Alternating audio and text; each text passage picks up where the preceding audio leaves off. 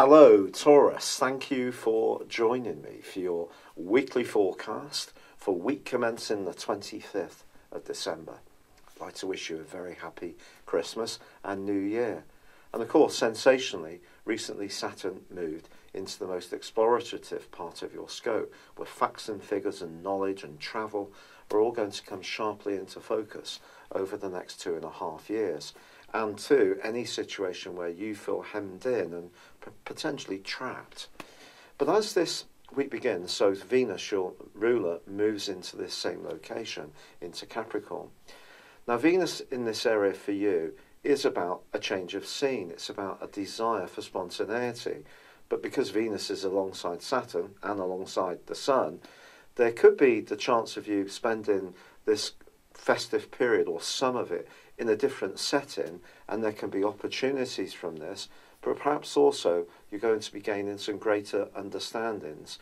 Your philosophical outlook on life is set to go through some remarkable changes between now and the end of January. In fact, next year in general can be a time of things opening up for you in ways that in the past may not have seen the most obvious route for you. Part of this is because Saturn is obviously intrinsically very sensible, but it's also potentially very restrictive. So if you put the Sun and Venus together, it can make you playful, and it can make you very charming, and also give you a lot of sex appeal. Put Saturn on the situation, there's going to be an element, a strand of seriousness too. So if you do find yourself talking to someone over this Christmas holiday that you find challenging, has a different viewpoint, a different world view, you're going to perhaps need to count to 10. But then, on the other hand, the very person who might press your buttons could be the person who could teach you the most about yourself. Now, actually, there is going to be a glorious alliance between Mars and Jupiter towards the end of this week, which is wonderful for your relationship. So if you are single, all of this is just pushing you to be more open-minded, but also more proactive too. You never know who you may end up clinching under the mistletoe.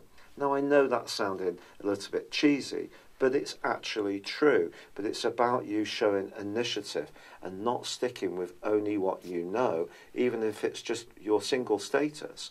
If you are in a relationship and you are moving around or want to, in some ways, go on holiday, you are going on a vacation, or you're spending time away from your home with a partner, how you see life and how they see life can either chime or come starkly into contrast. It just depends on your unique situation. But Mercury, which had been tracking backwards in a very deep part of your situation, is angling up in a right angle with Neptune. So there's still the potential for confusion this week, even though Mercury is no longer in retrograde.